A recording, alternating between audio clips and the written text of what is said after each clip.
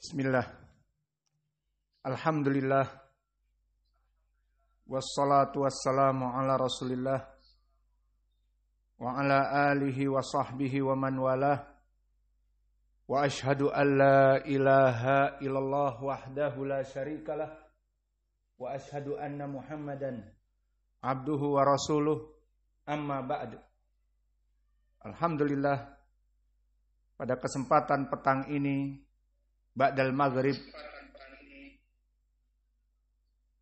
di hari Rabu malam Kamis 16 Oktober 2024 bertepatan dengan malam ke-13 dari Rabi, malam ke-14 dari Rabi Ats-Tsani 1446 Hijriyah.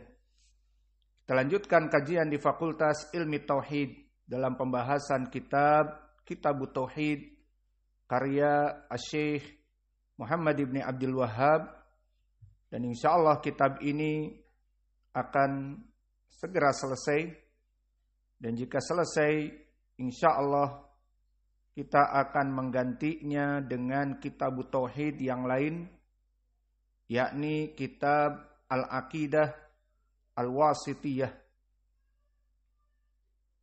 Maka sebelum kita masuk kepada kajian, dipersilahkan kepada ikhwah untuk mentasmi al-matan dari pelajaran yang terakhir kita berikan.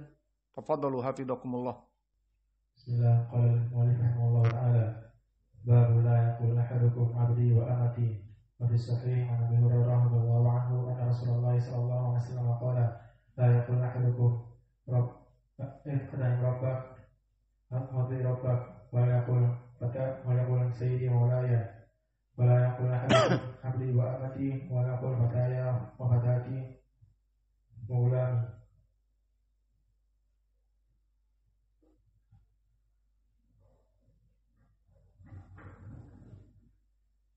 Bismillah. Qala al-mu'allif rahimahullah ta'ala al-babu la yaqul abdi wa amati.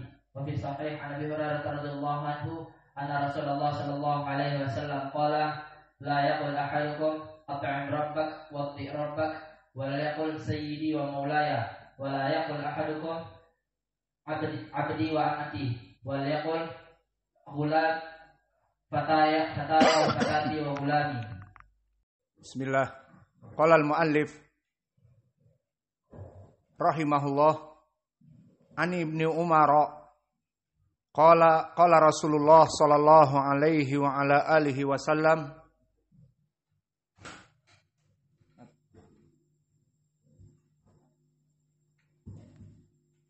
maka ini lebih jelas suaranya.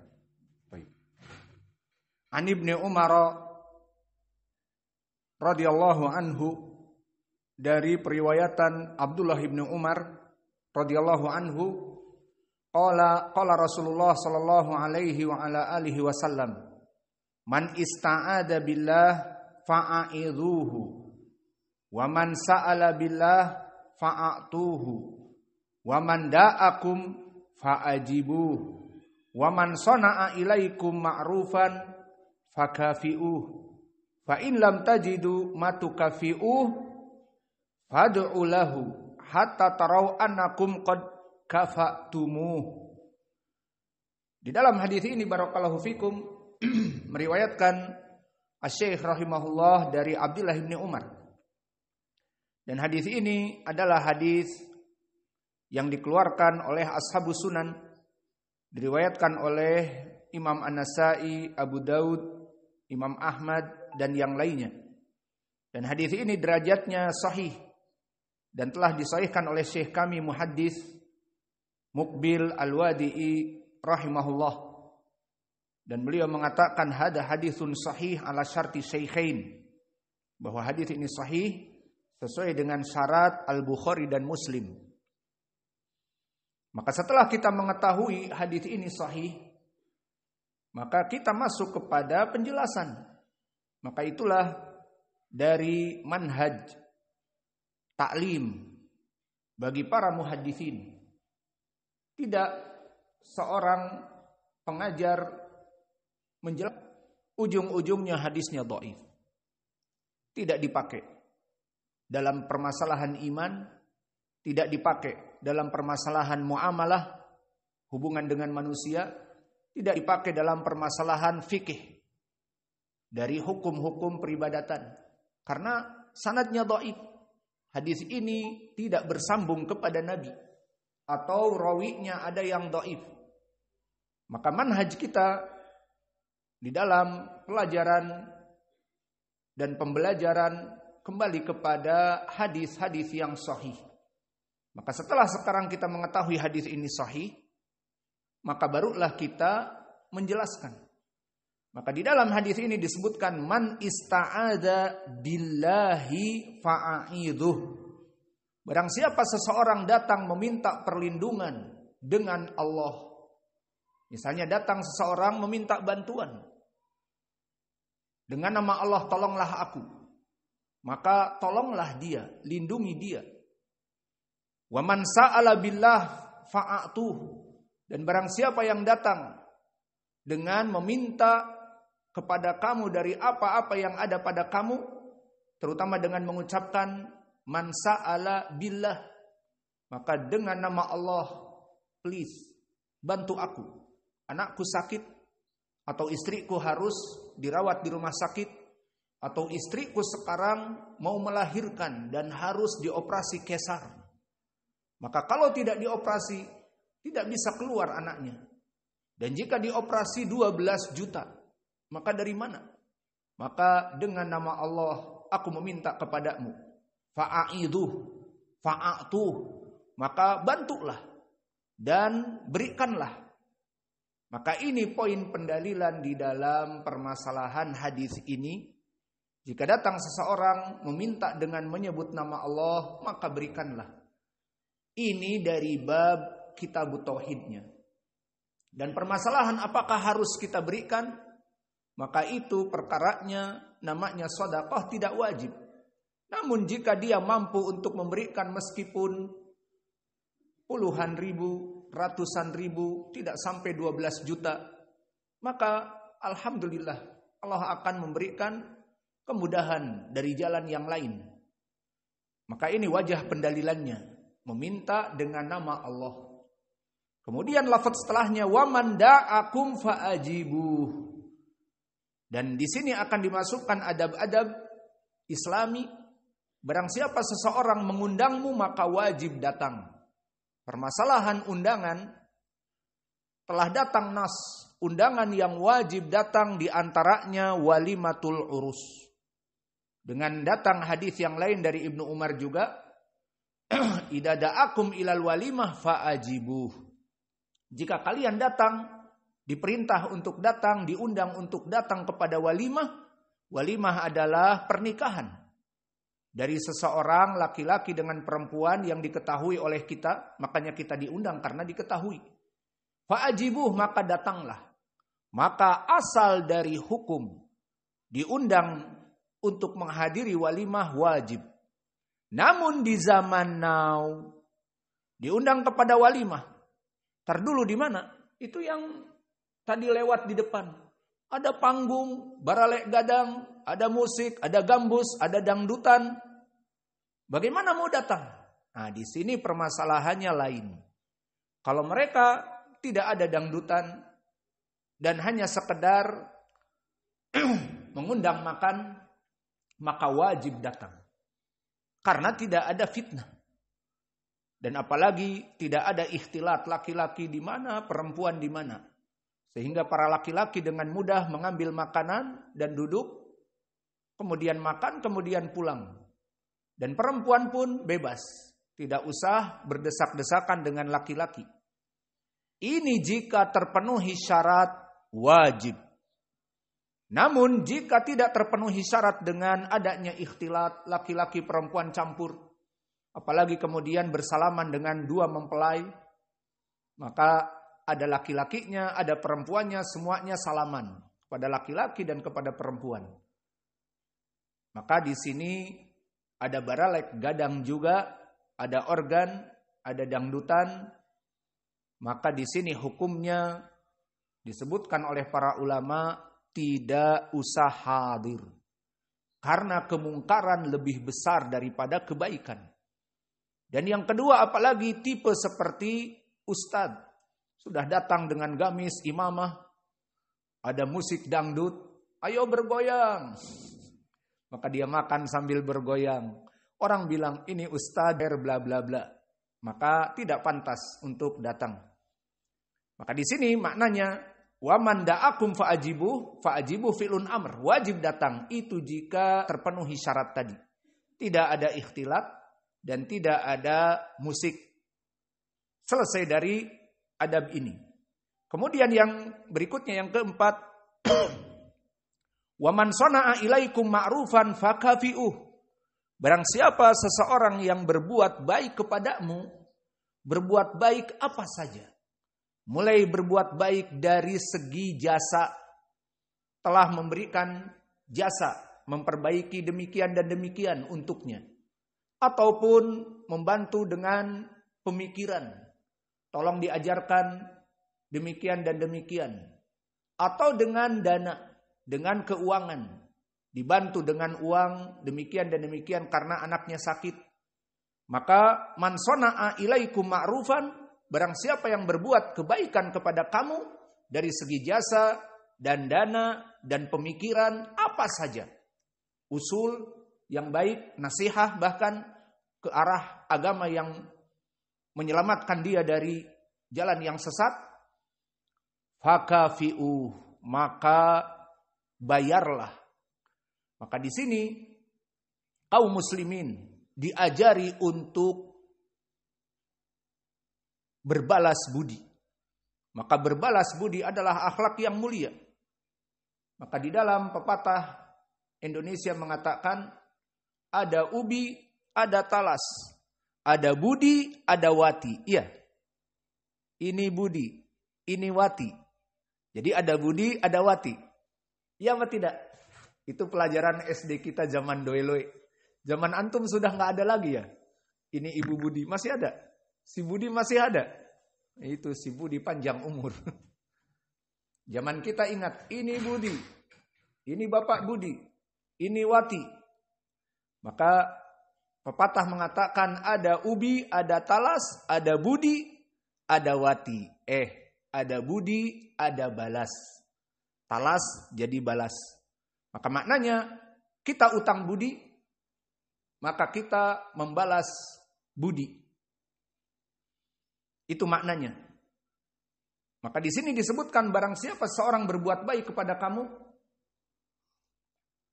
maka bayarlah perbuatan baik jasa tadi dengan kemampuan kamu.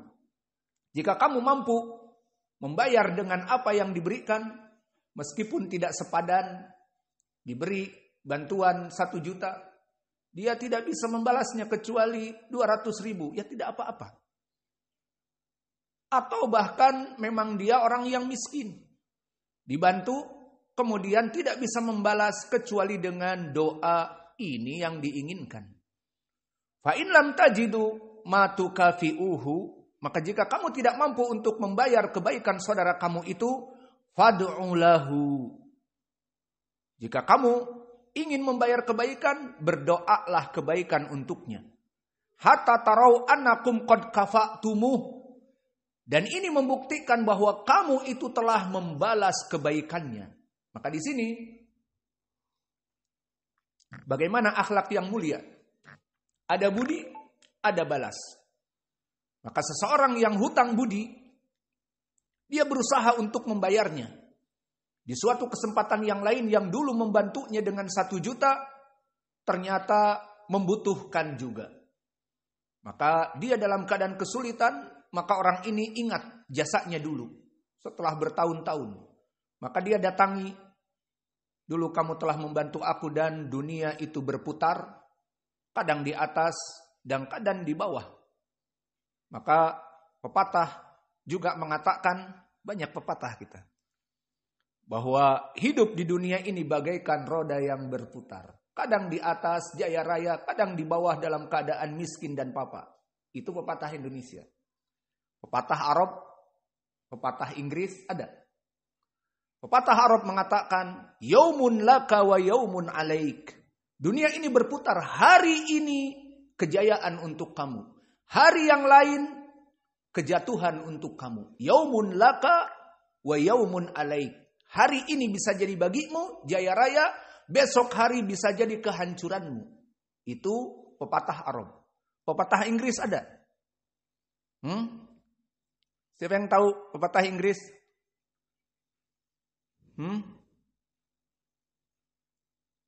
Pepatah Inggris mengatakan, the world is not flat. Kehidupan dunia ini tidak rata seperti triplek lata. Adapun seng yang ada di atas kita bergelombang. Maka kehidupan dunia itu not flat, tidak datar rata. Kaya ya kaya terus. Miskin ya miskin terus. Sedih ya sedih terus. Bahagia terus, tidak. Ada sedih, ada bahagia, naik dan turun. Maka itu pepatah bahasa Inggrisnya. Kemudian di saat orang ini jatuh, maka dia membalasnya. Ini ada sedikit dari kami untuk membantu. Tidak usah, dia tahu kalau saudaranya itu miskin. Gak apa-apa, kebetulan saya menjual apa yang ada pada saya. Ambil ini 2 juta. Kemarin aku masih pinjam, ataupun bukan ngasih pinjam, memberi bantuan 1 juta. Ini kok 2 juta? Tidak apa-apa. Maka intinya kita dianjurkan untuk membalas budi. Lalu jika kita tidak mampu untuk membalas budi, berikanlah doa. Jazakallahu khair, barakallahu fiik.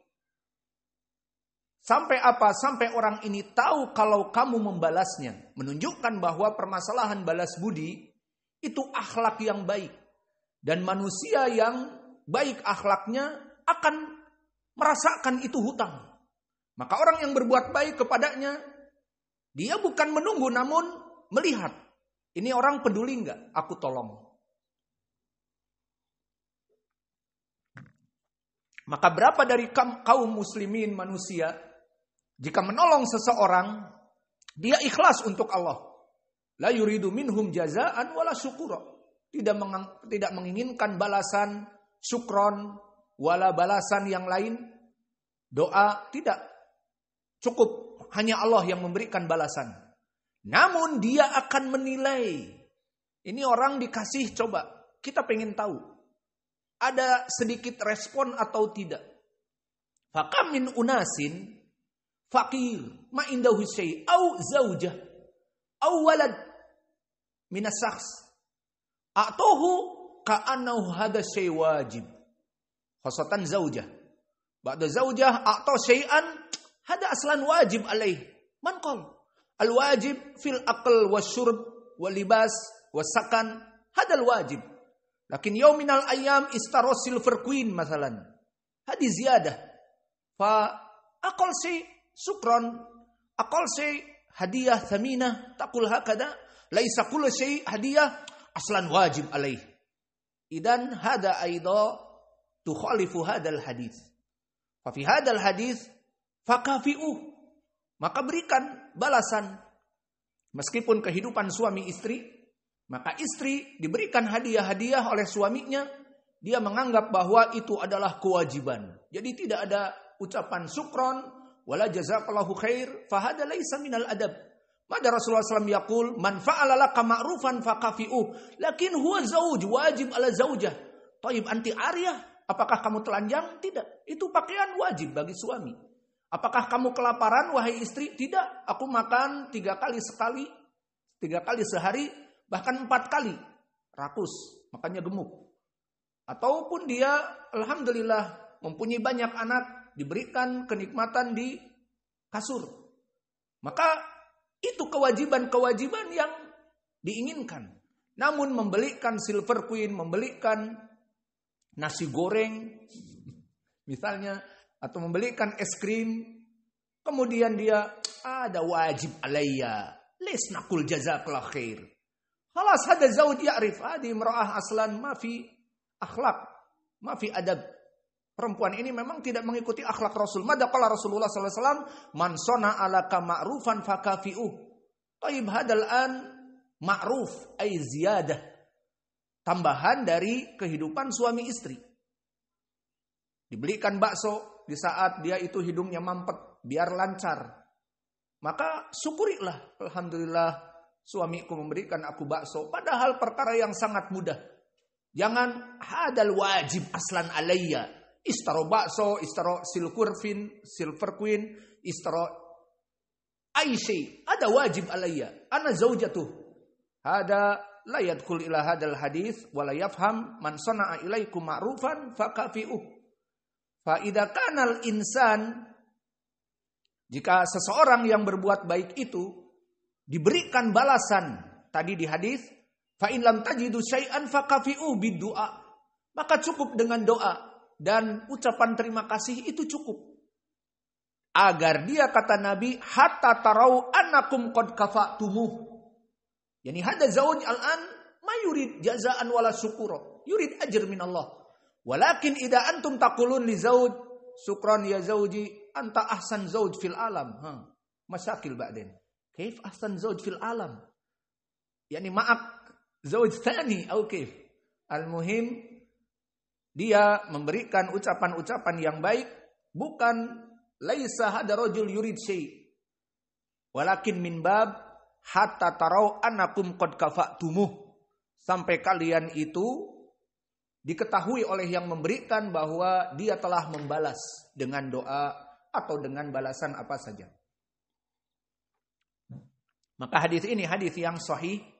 Maka faidah di dalam hadis, jika kita bisa mampu untuk memberikan kepada saudara kita apa yang dibutuhkan, maka berikanlah. Dan permasalahan ini Allah akan membantu kalian selama kalian membantu saudaranya. Dan ini hadis sahih, diriwayatkan oleh Imam Muslim dari Jabir bin Ma'adkur. Innallaha fi aunil abd, maka nal abdu fi auni akhihi. Allah akan continue terus menerus melaksanakan kebaikan kepada hambanya selama hambanya melaksanakan kebaikan kepada hambanya yang lain. Maka orang-orang yang selalu membantu hambanya yang lain, membantu keluarganya, membantu istrinya, membantu murid-muridnya, membantu teman dekatnya, Allah akan terus membantunya. Namun orang-orang yang egois, bakhil, pelit, dia punya untuk membantu saudaranya. Namun pelit, lebih baik di bank tanpa bergerak, di ATM-nya tanpa dikurangi dan seterusnya. Maka di sini dia dijauhkan dari pertolongan Allah. Maka jika kita lihat orang-orang yang menginfakkan harta-harta mereka, justru kehidupannya akan semakin jaya raya, kaya raya. Karena Allah akan menggantikannya. Wa ma anfaqtu min syai'in fa huwa yukhlifuhu wa huwa khairur raziqin. Maka dari apa-apa yang kamu infakkan di jalan Allah, Allah pasti akan membalasnya, dan dia maha pemberi balasan yang sangat luas. Dan permasalahan orang-orang yang menginfakkan tidak akan pernah kaya miskin. Di dalam Sahih Muslim dari Abi Hurairah disebutkan, tidak akan seseorang miskin dikarenakan sedekah. Tidak akan seseorang bangkrut dikarenakan sedekah. Dan juga di dalam hadis yang muttafaqun alaih dari Abi Hurairah, Allah mengutus 2 malaikat. Lihat, 2 malaikat ini fungsinya apa? Dia berdoa. Allah mengutus 2 malaikat di pagi dan di siang. Semua orang diutus 2 malaikat. Maka kita di saat bangun fajar, Allah mengutus 2 malaikat ini. Apa? Jika orang ini menginfakkan hartanya sampai sore, dia akan disyukuri dan didoakan kebaikan oleh malaikat. Dan jika dia tahu ada tetangganya, kerabatnya, istrinya, atau siapa saja yang sakit, dia mampu minta 10.000. Untuk apa? Puskesmas. Gak ada. Habis. Dan seterusnya. Padahal ada misalnya. Hanya 10.000. Maka itu akan didoakan keburukan oleh malaikat.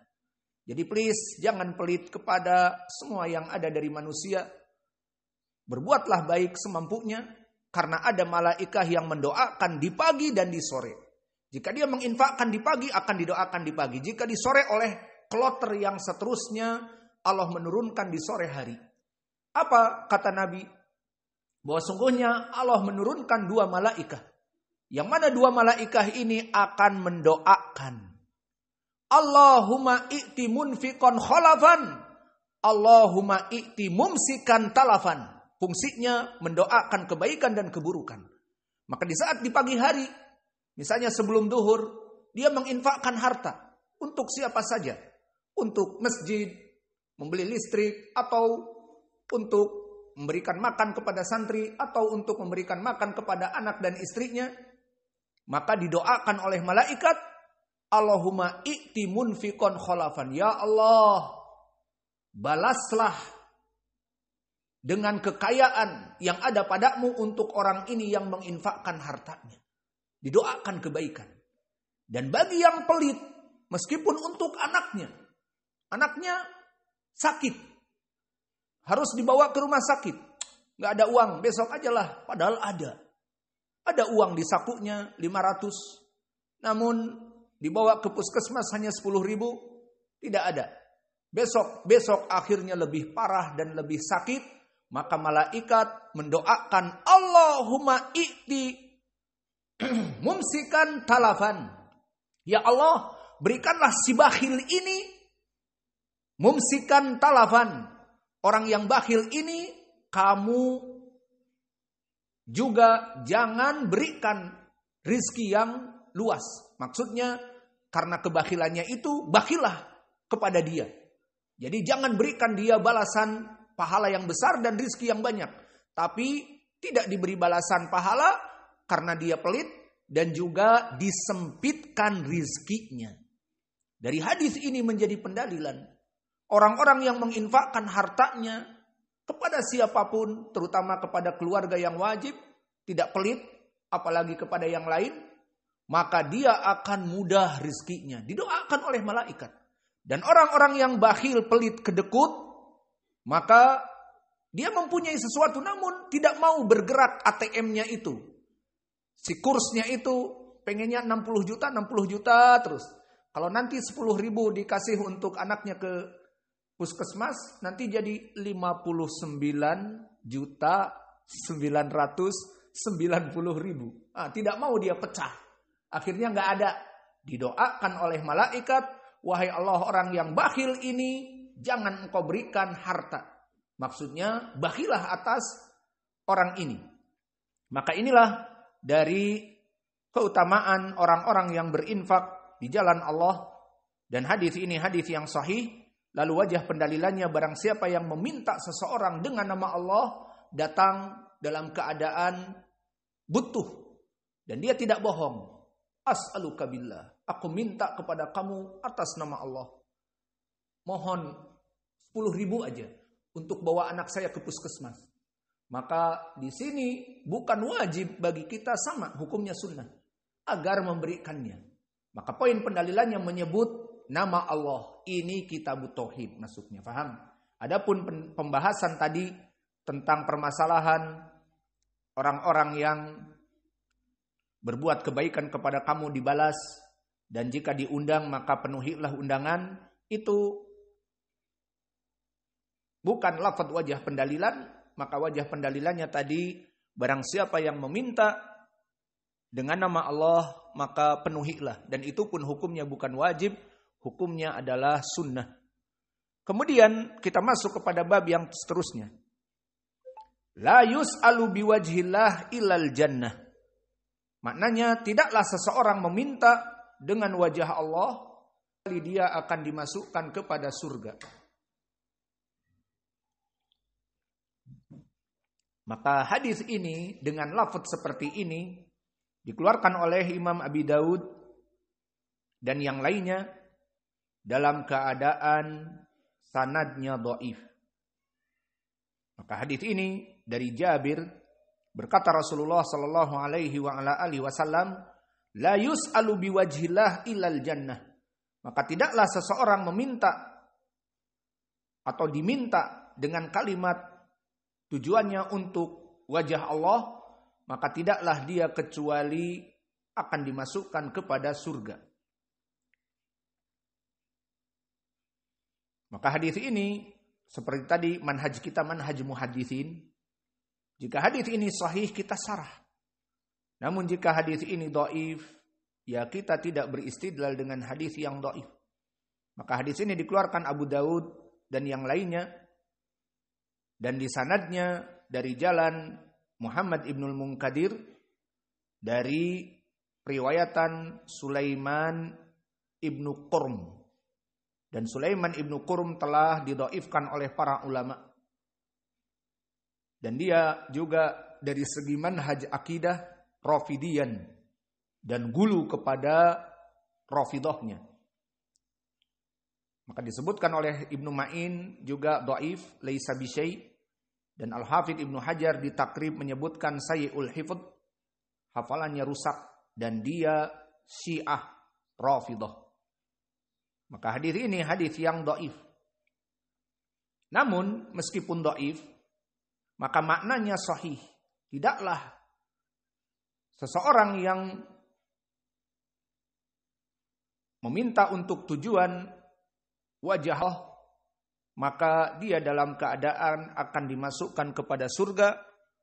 Maksudnya adalah barang siapa yang melaksanakan ibadah untuk mendapatkan wajah Allah, dia akan masuk surga. Namun di hadis ini barang siapa yang meminta dengan tujuan wajah Allah, dia akan masuk surga. Maksudnya dia tidak meminta manusia ke tujuan wajah Allah, maka dia akan mendapatkan surga. Hadis ini dhaif. Maka dengan dhaifnya hadis ini kita tidak menjelaskan hadis ini.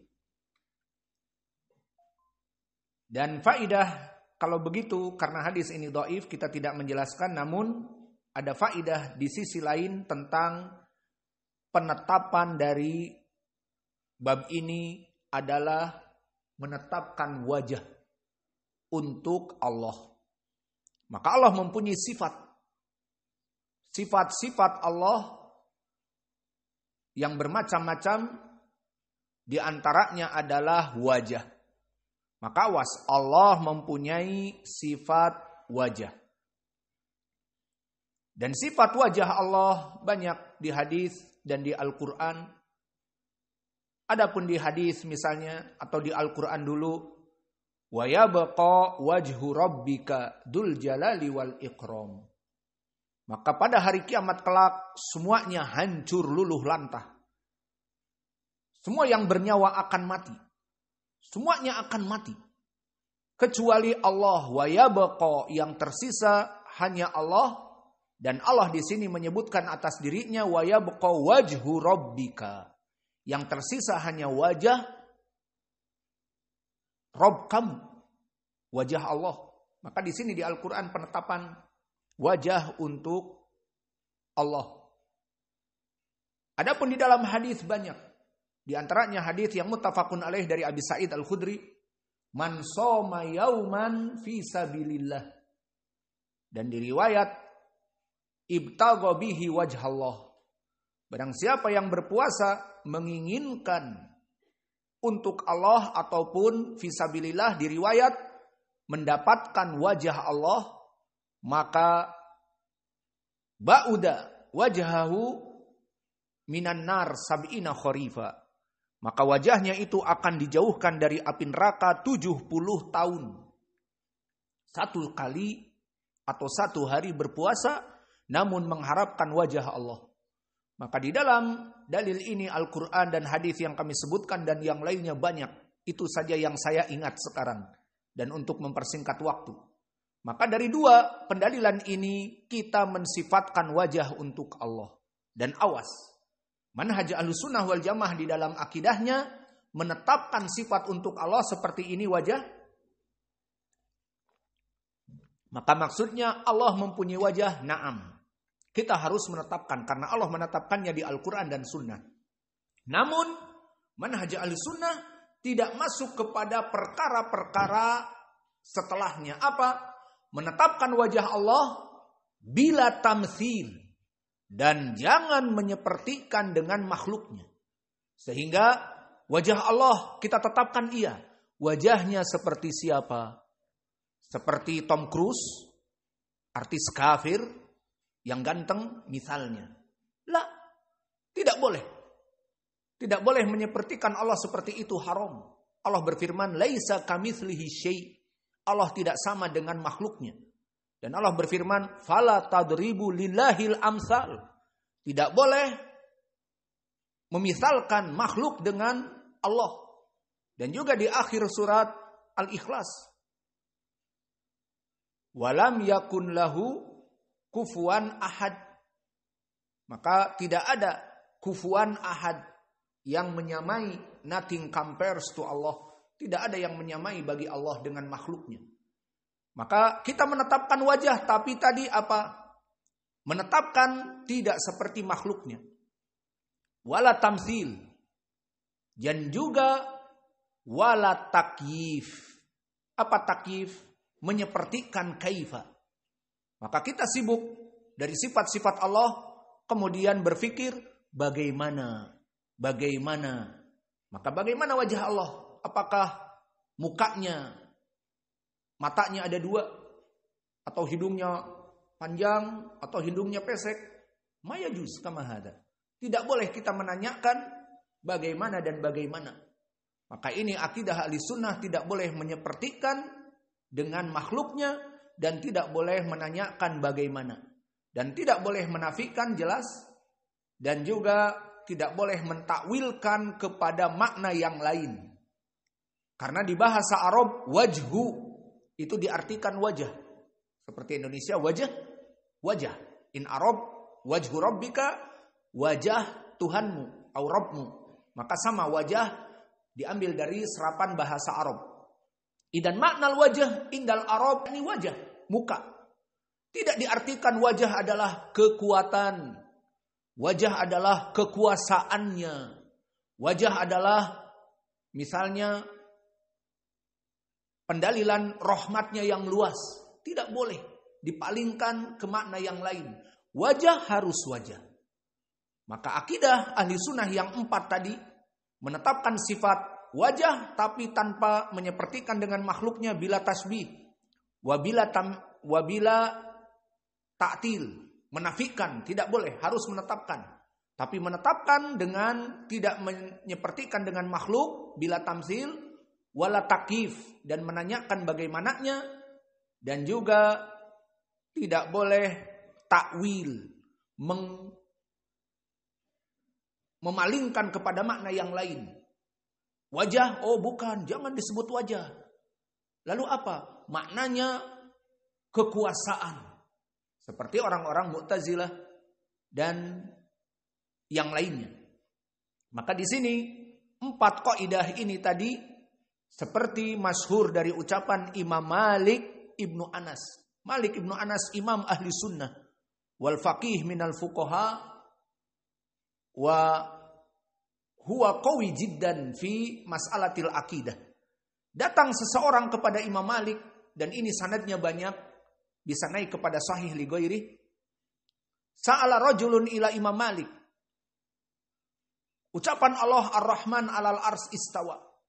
Bahwa Ar-Rahman Allah bersemayam di atas arsnya. Ini ayat benar. Dan ulama ahlu sunnah tadi menetapkan apa? Dengan 4 poin tadi. Kita menetapkan Allah bersemayam di atas ars. Lalu tanpa tasbih. Bersemayamnya disepertikan seperti kita duduk di atas ars, tidak boleh. Atau bertelekan, atau tidak boleh. Kedua, mentakif, menanya-nanya, bagaimana bersemayamnya? Apakah bersemayamnya dalam keadaan demikian, itu tidak boleh. Kemudian yang ketiga, mentaktil itu menafikan, jelas tidak boleh. Dan yang keempat adalah mentakwilkan, ini pun tidak boleh. Orang-orang Mu'tazilah mereka mentakwilkan dengan ucapan yang sangat buruk. Menghinakan Allah. Apa? Istawa ditahrif di Al-Quran ditambah lam. Istaula. Karena makna istawa maknanya Allah bersemayam di atas ars. Mereka merubahnya kepada makna istaula. Istaula adalah Allah yang tadinya tidak mempunyai ars kemudian dia menang atas ars itu. Tadinya tidak punya ars, kemudian menang atas ars itu. Ini maknanya. Mentahrif Al-Quran dari istawa ila istaula. Ini orang-orang kelompok ahlul bid'ah. Maka tidak boleh 4 perkara ini. Dan ini jawaban Imam Malik di saat ditanya, wahai Imam, Ar-Rahman alal ars istawa. Taib. Kemudian dia mulai mengatakan, fa kaifal istiwa? Bagaimana bersemayamnya Allah itu? Ini dia poin yang tidak boleh. Kaifa wa kaifa, menanyakan. Lihat mada qala hadal imam ahli sunnah, ahli fikih. Huwa qala al istiwa ma'lum. Bahwa istiwa yang kamu sebutkan tadi ayat, Allah itu bersemayam. Kamu orang Arab? Iya. Bersemayam itu ma'ruf. Maknanya sama. Seperti tadi wajah. Wajah ya sudah jelas. Wajah ya wajah. Maka istiwa bersemayam, ya bersemayam. Kamu orang Arab, ya tahu istiwa bersemayam, ya sudah itu maknanya. Jangan dibalik-balikan kepada makna yang lain atau ditakwilkan. Al-istiwa maklum. Wal kaifiyatu majhul. Dan pertanyaan kamu bagaimananya kita tidak tahu. Allah hanya mengabarkan di Al-Quran, dia bersemayam. Apakah ada ayat setelahnya bersemayam dalam keadaan seperti raja duduk di singgasananya, atau bersemayam dalam keadaan tidur terlentang? Ada di Al-Quran seperti itu? Tidak. Ya sudah. Bila takif, tanpa menanyakan bagaimana. Lihat nasihat dari imam yang agung. Kemudian, wasu'al anhu bid'atun. Dan pertanyaan macam kamu ini, bagaimana bid'ah. Kenapa? Dulu para sahabat yang hidup di zaman Nabi, tidak ada yang datang kepada Nabi dari sifat-sifat tangan. Bukan hanya wajah saja. Bukan hanya istiwa saja. Sifat wajah misalnya. Wa yabqa wajhu rabbika dzul jalali wal ikram. Allah mempunyai wajah. Dan tangan. Yadullah mabsutatan. Kedua tangan Allah terbuka. Tidak ada dari para sahabat baik as-sabiqunal awwalun, Abu Bakar wa Umar wa Utsman wa Ali, dari khulafa ar-rasyidin atau yang setelahnya. Dan bukan datang dari Ansor juga para sahabat sibuk menanya-nanyakan. Dari sifat-sifat misalnya tangan. Tangan Allah itu bagaimana ya Rasulullah? Tangan Allah itu ada 2, apa 3, apa 4, atau 10, atau 1000 tangan? Tidak ada. Menunjukkan mereka memahami permasalahan akidah ini. Menetapkan apa yang ditetapkan oleh Allah tanpa tambahan. Sudah adzan? Tafadhal adzin.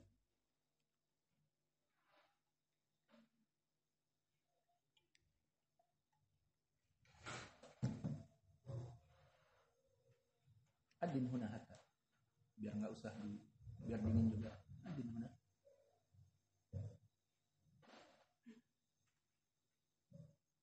Allah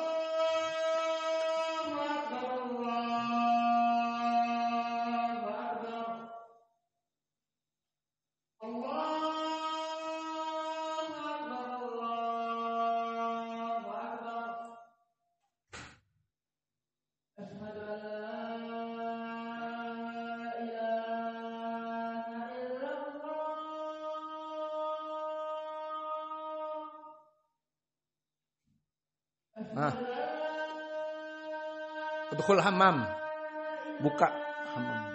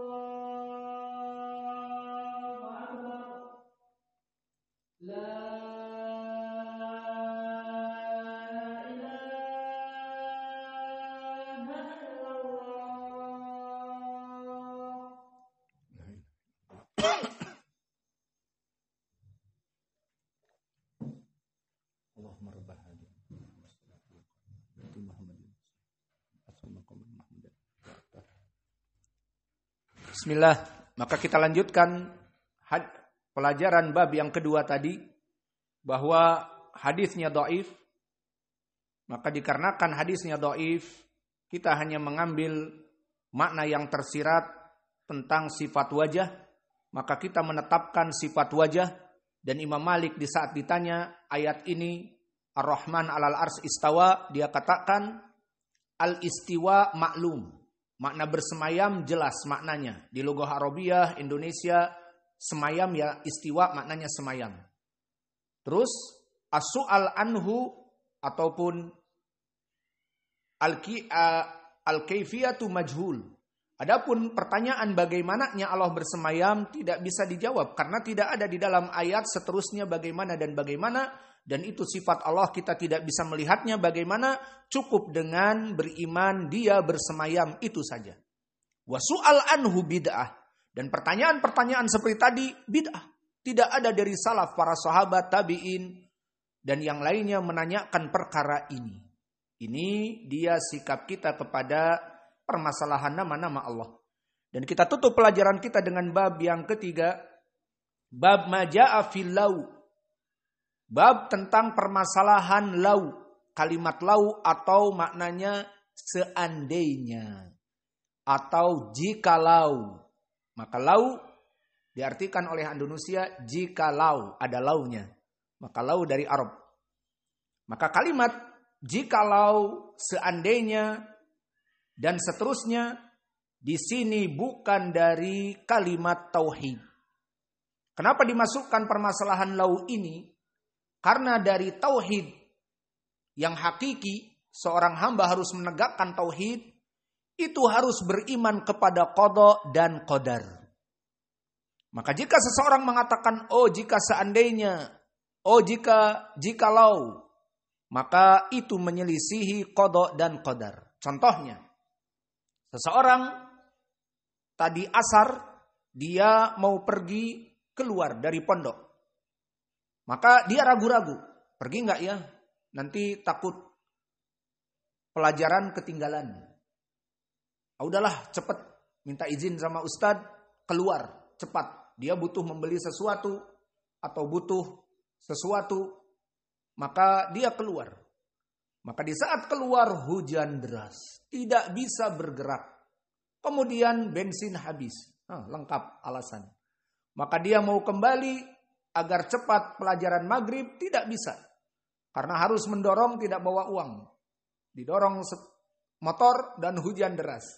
Maka dia mengatakan, oh jikalau tadi tidak keluar, maka ini makna permasalahan.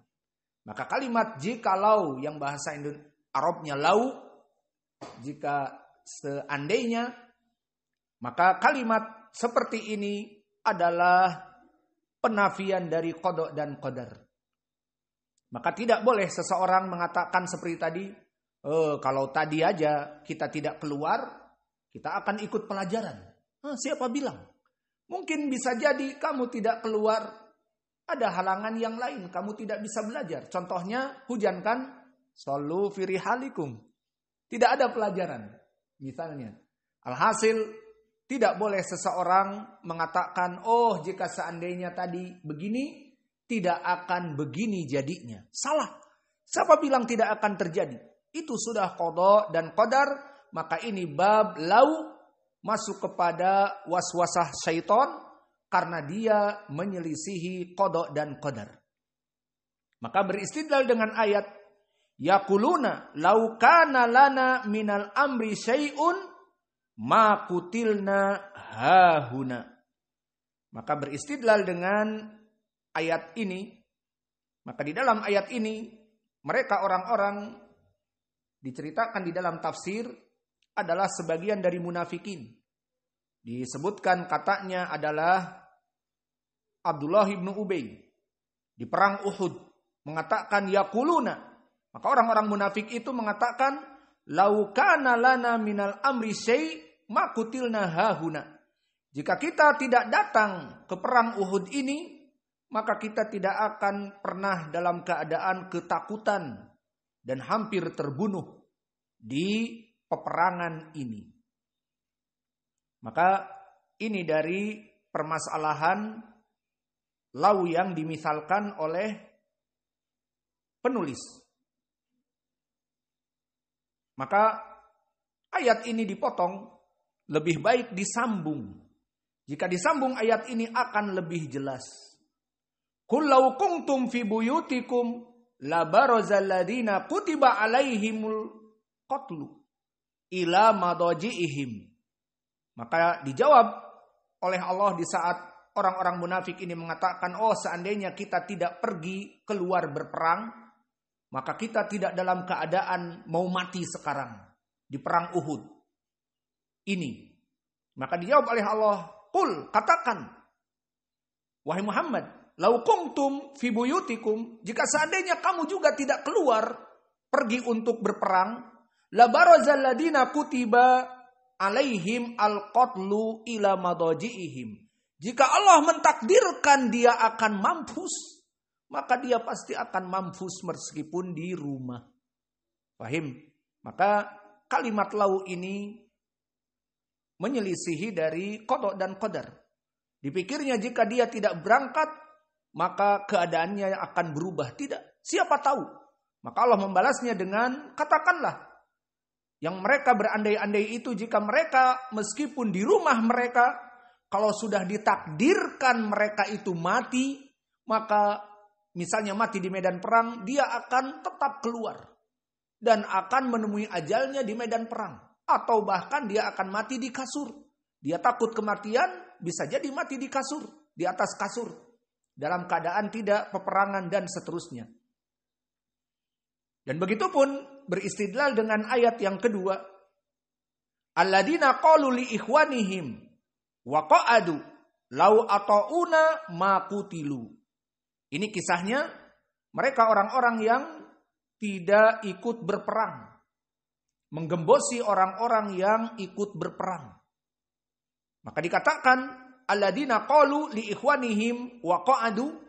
Maka dari mereka orang-orang yang berkata kepada saudara-saudaranya yang berperang, keluar berjihad, dan mereka hanya duduk, lau ata'una makutilu. Jika kamu atau kalian seperti kami duduk, tidak berjihad, kalian tidak akan terbunuh. Ini pun sama, mengandai-andaikan. Maka siapa bilang, kalau memang sudah ditakdirkan, maka Allah pasti akan menjadikan mereka terbunuh. Meskipun mereka di atas kasur mereka. Dan telah disebutkan oleh Mujahid dari Jabir ibn Abdullah, ayat ini turun kepada Abdullah ibn Ubay dan gembong-gembong orang-orang munafik. Maka orang-orang munafik lihat, mereka berjihad, berperang, tapi takut mati karena mereka tidak beriman. Adapun kaum muslimin memperhitungkan juga. Tidak, sudah jelas tempat sana sangat berbahaya, nekat. Yang penting mati. Diberondong oleh panah. Kemudian dia sengaja membuka perisainya agar panah-panah itu menimpanya. Mati masuk surga misalnya. Tidak. Maka mereka melaksanakan jihad dengan perhitungan dan tidak takut mati. Karena kematian itu akan menyebabkan mereka masuk surga. Adapun orang-orang munafik, mereka takut. Dan ini ucapan-ucapan dinukilkan dari ucapan lisan mereka. Yaquluna laukana lana minal amri syai' ma kutilna hahuna. Oh, seandainya jika dulu kita tidak keluar di perang Uhud ini, kita akan selamat. Maka mereka dalam keadaan ketakutan di perang Uhud, orang-orang munafik ini. Dan di ayat yang berikutnya juga, alladzina qalu, dan mereka orang-orang yang berkata kepada saudara-saudaranya yang melaksanakan jihad, lau ata'una makutilu. Jika kamu mendengar nasihatku dulu, jangan ikut perang dengan Muhammad, maka kalian akan selamat. Ini ucapan-ucapan lau itu adalah ucapan dari orang-orang munafik. Di saat mereka berperang, mereka mengatakan jika seandainya, dipikirnya jika seandainya itu mereka tinggal di rumah, maka mereka akan selamat. Tidak. Karena maut itu pasti akan menjemput Lalu ditutup dengan pendalilan dari hadis.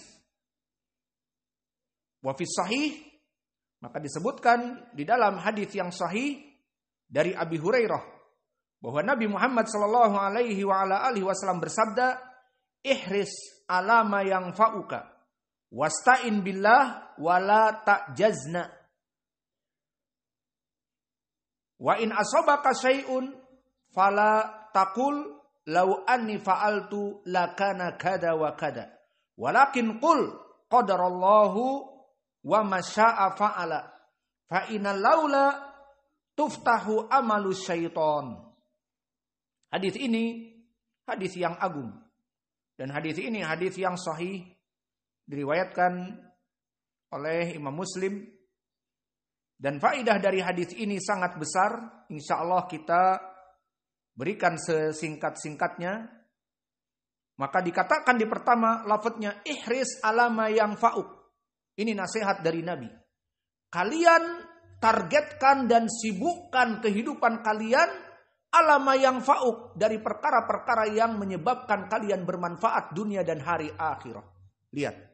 Jadi kalian hidup di dunia yang sementara ini tujuannya untuk apa? Ibadah. Dan tujuannya untuk menabung amalan, pundi-pundi amalan. Maka jangan kalian sibuk dengan perkara-perkara yang tidak bermanfaat. Sibuk, bengong, atau misalnya kalian di ma'had ini belajar, sibukkan main bola. Bagaimana cara menendang free kick, menendang banana, like banana, seperti pisang, tendangan pisang. Kamu sekarang di pondok pesantren untuk belajar ke Yaman, atau kamu ikut di klub Barcelona atau Real Madrid sehingga belajar tendangan pisang.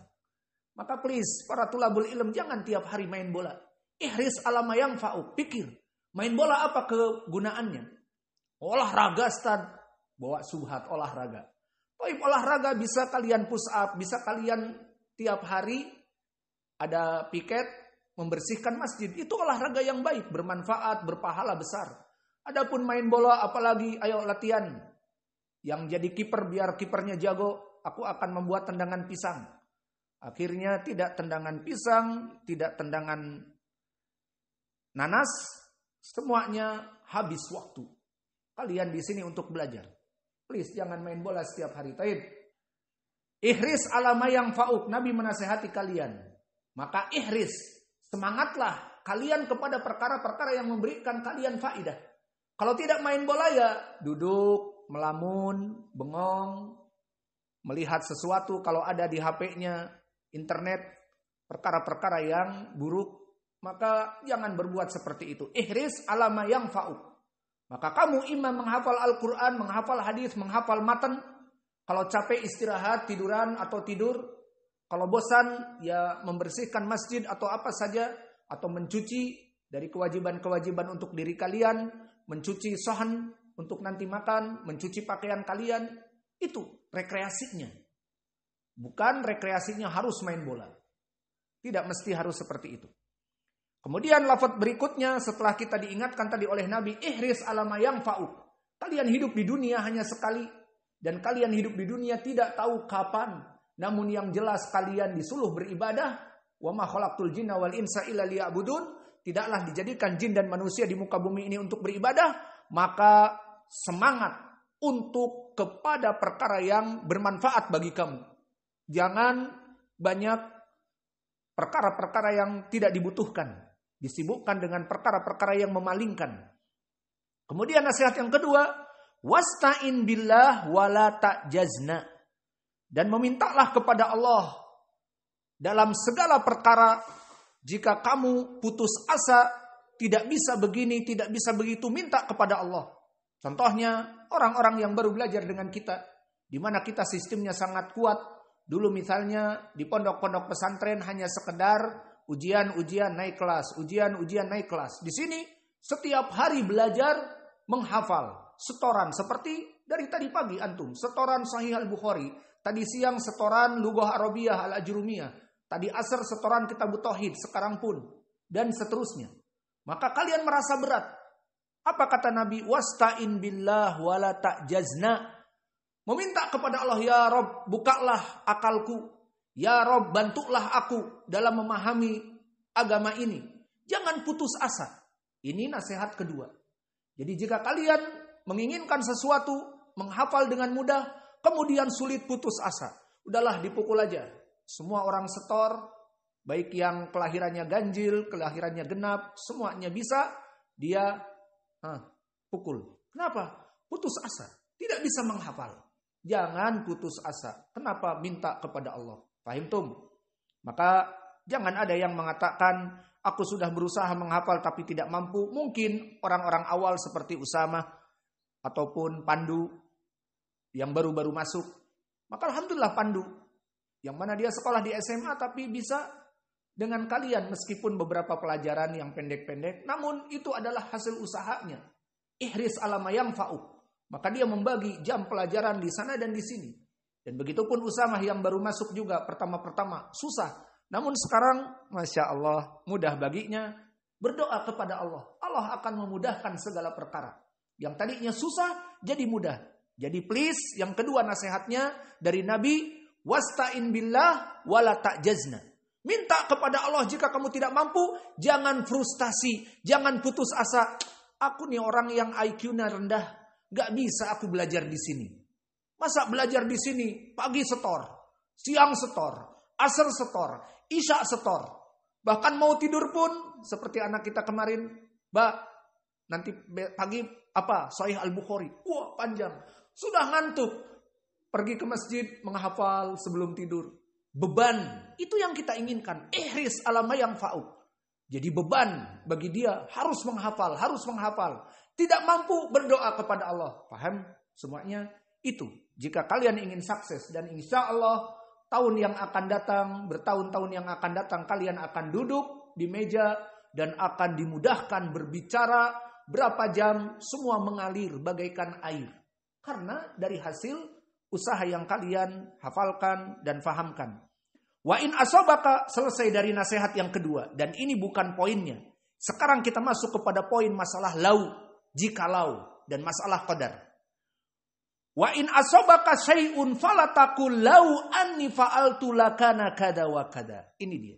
Maka jika terjadi pada kehidupanmu sesuatu, kayak tadi dia keluar, kemudian pas keluar mau balik hujan.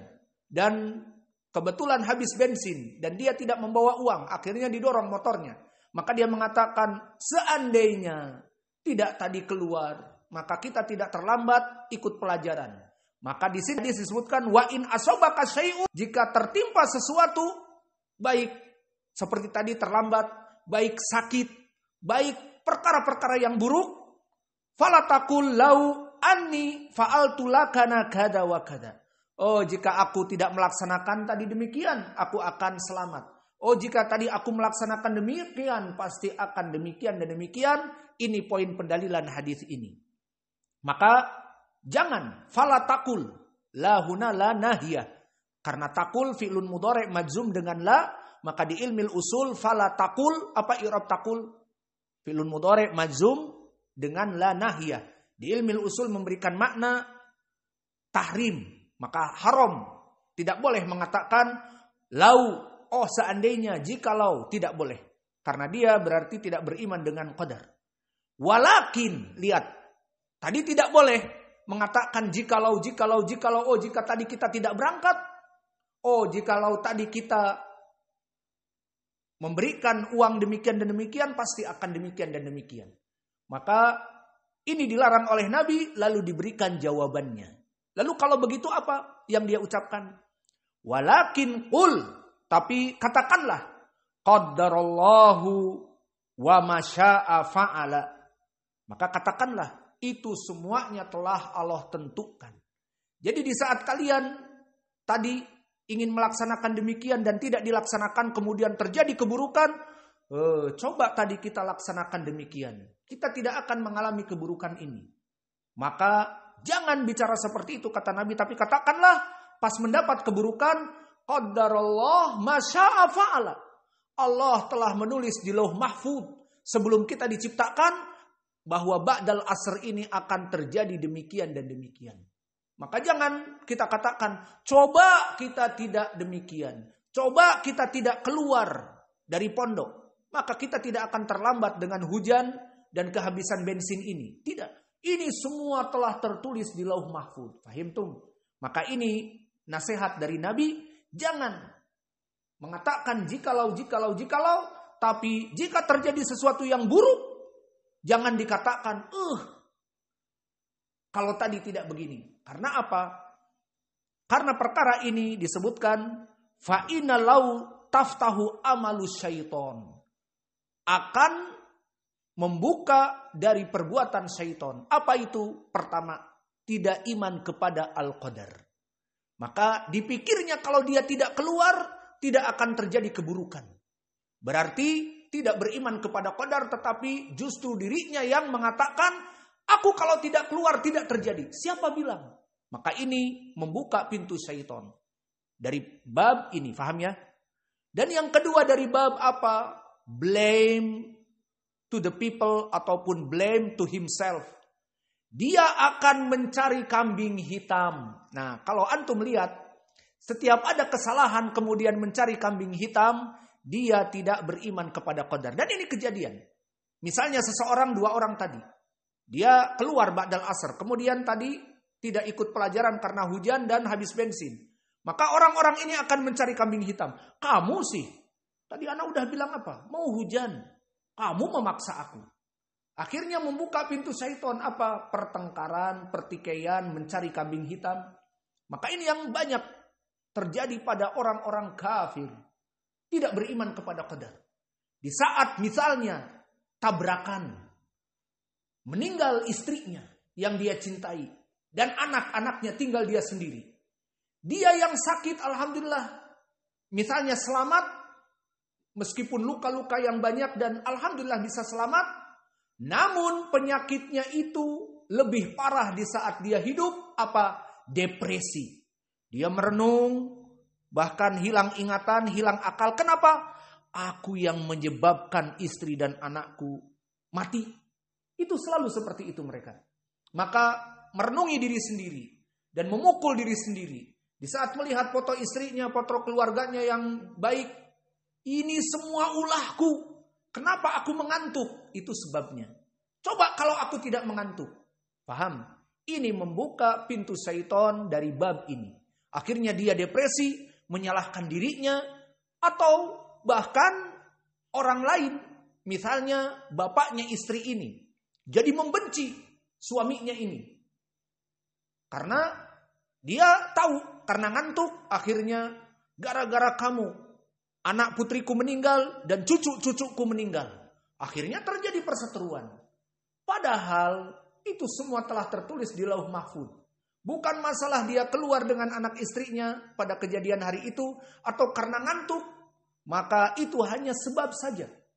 Maka di sini akhirnya orang ini masuk kepada perkara syaitan karena lau jika seandainya masuk kepada perkara tadi tidak beriman dengan qadar. Dipikirnya kalau dia tidak keluar keadaannya lain berubah. Padahal Allah telah menulis di Lauh Mahfuz akan terjadi kecelakaan pada hari itu. Dia keluar tidak keluar yang jelas terjadi. Dan yang kedua, tidak ada menyalahkan fulan, menyalahkan diri sendiri, menyalahkan orang lain, itu tidak ada. Karena apa? Sudah tertulis.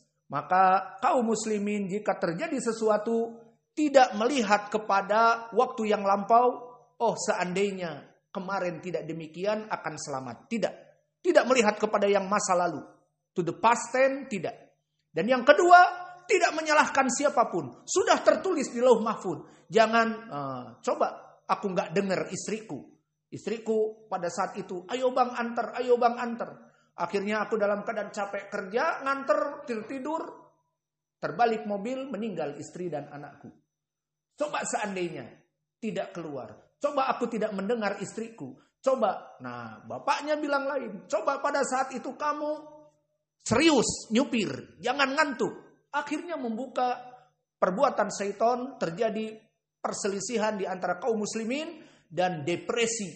Setiap orang merasa dirinya bersalah, akhirnya hilang ingatan karena depresi dan menjadi stres dan akhirnya sakit. Menahun dikarenakan merasa bersalah. Dan ini kebanyakan dari orang-orang kufar. Merasa bersalah. Dipikirnya dia penyebab. Padahal Allah telah menulis di Lauh Mahfuz. Paham? Maka inilah hadis yang bisa kita berikan dan hadis ini sahih. Maka kesimpulannya dari bab tauhid, apa hubungannya hadis ini dan ayat ini? Ayat jelas. Dari orang-orang munafikin mengatakan jika seandainya kami tidak pergi berperang, kami tidak akan celaka, itu sudah kita jelaskan. Lalu di hadis yang diriwayatkan oleh Imam Muslim dari Abi Hurairah ini, apa lafaz yang jelas bahwa kita dilarang untuk mengucapkan lau anni fa'altu lakana kada wa kada. Jika aku melaksanakan maka tidak akan terjadi, atau jika aku tidak melaksanakan maka tidak akan terjadi. Ini salah. Tapi kejadian yang ada dikatakan Masya Allah atau qadarullah wa masya'a fa'al. Ini sudah menjadi keputusan Allah. Allah berkehendak atas makhluknya. Maka ini yang menjadi poin pendalilan. Dan tidak boleh masuk kepada perkara lau. Karena ini membuka perbuatan syaitan. Tadi apa kami sebutkan perbuatan syaitan? Pertama, tidak mengimani qadar. Dan ingkar kepada qadar. Dipikirnya dia sendiri yang melaksanakan qadar. Jika saja tidak keluar, tidak akan mati anak dan istriku. Itu maksudnya. Kedua, blame to himself. Mereka akan mencela kepada diri mereka. Aku sebab istriku meninggal. Akhirnya depresi bertahun-tahun dan mati dalam keadaan keburukan. Ini yang bisa kita berikan. Wa naktafi ilahuna wa jazakumullahu khaira wa barakallahu fi ilmikum. Subhanakallahumma bihamdika asyhadu an la ilaha illa anta astaghfiruka wa atubu ilaik.